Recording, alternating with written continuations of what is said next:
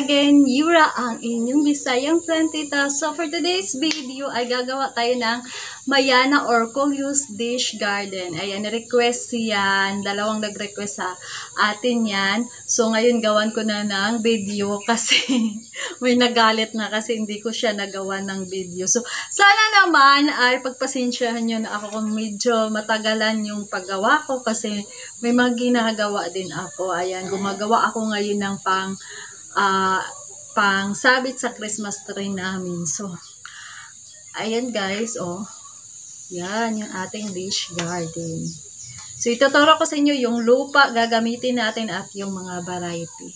So, by the way, kung bago ka pa rin sa akin channel, huwag lang kalimutan mag-subscribe at pindutin na din ang notification bell para lagi kayong updated sa mga video na ipopost ko pa.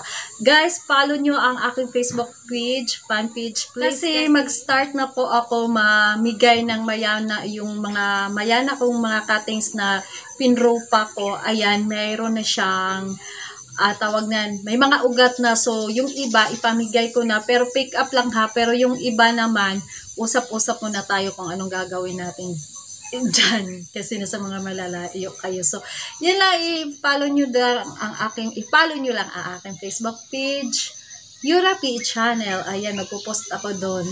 So, tara guys, umpisahan na natin. Kuha muna tayo ng mayana na paggagamitan natin. Ayan, marami na akong mga inaano dito. Ay, ang ingay naman ng mga kuliglig na yan.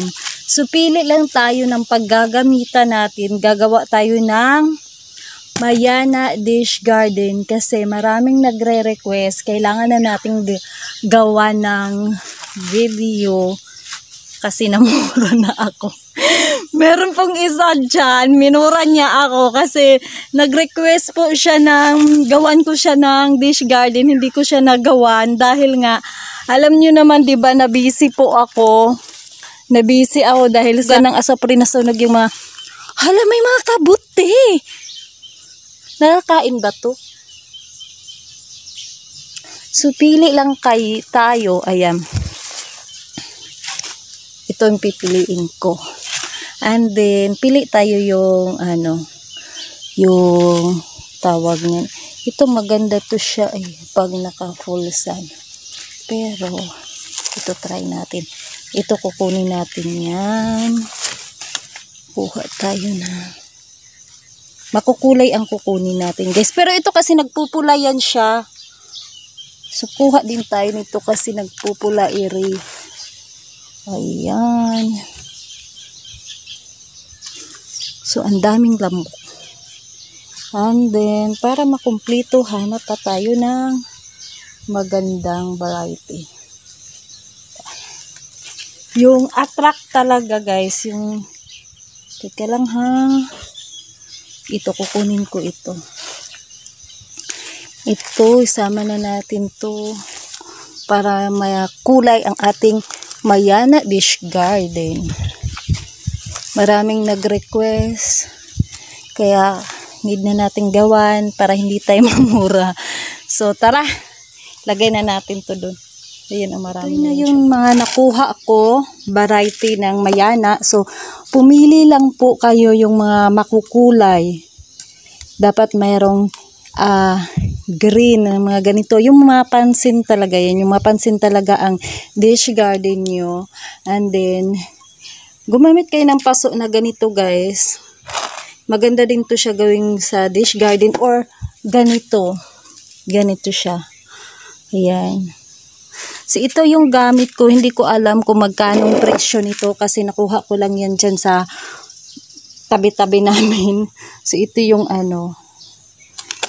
yan. Ito ang paso ang gagamitin nyo guys. Pag gumamit pag gumawa ka ng garden soil, dapat malaki yung paso. Yung, kaya mga ganito, wag yung mga maliliit kaya pangit tignan. O kaya yung mga ganun guys, o pabilog. So, ito ay garden soil lang ang ating lupa na may halong ipa. Dapat maraming ipa kaysa lupa sa garden soil.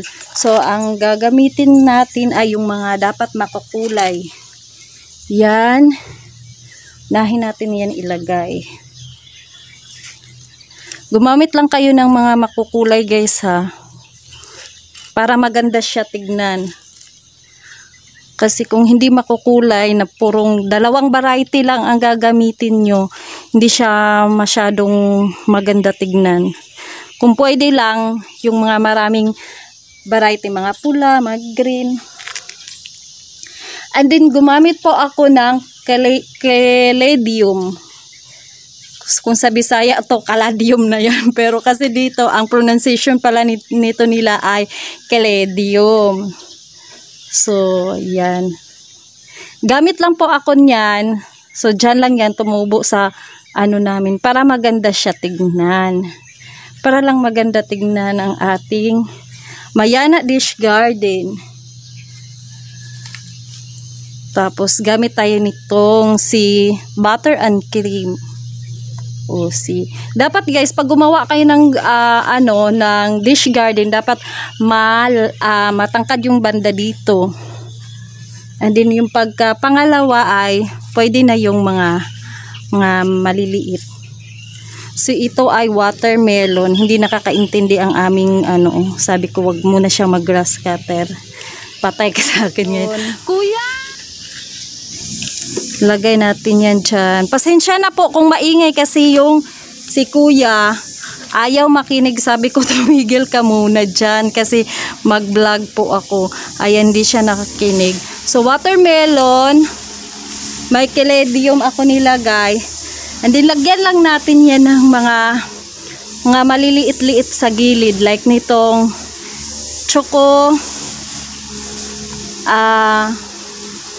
drops. Tapos itong ating strawberry drops. Kasi, di ba? So, lagyan lang natin itong mga caladium. Ayan, para maganda tignan siya. So, guys, maglagay lang ako nitong euphorbia. Ayan. Kahit anong flower, ilagay nyo dyan. Ilagay nyo lang yan siya dyan. Kasi guys, mabilis lang yan siyang tumubo. So, ganyan lang.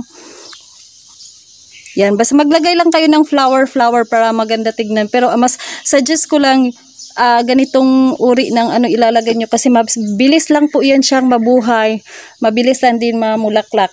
And then pag maggawa kayo ng dish garden, hindi yung puro mayana ang ilalagay nyo. Haluan nyo siya guys. Pwedeng caladium, kahit anong merong halaman na pwedeng yung ilagay dyan, basta yung makukulay. Dagdagan ko lang yan dyan para maganda tignan. So, kuha lang tayo dyan.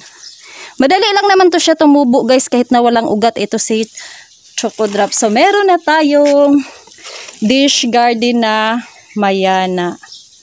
So, ganyan lang kadali. So, yan. Bye-bye guys. And please don't forget to subscribe my YouTube channel.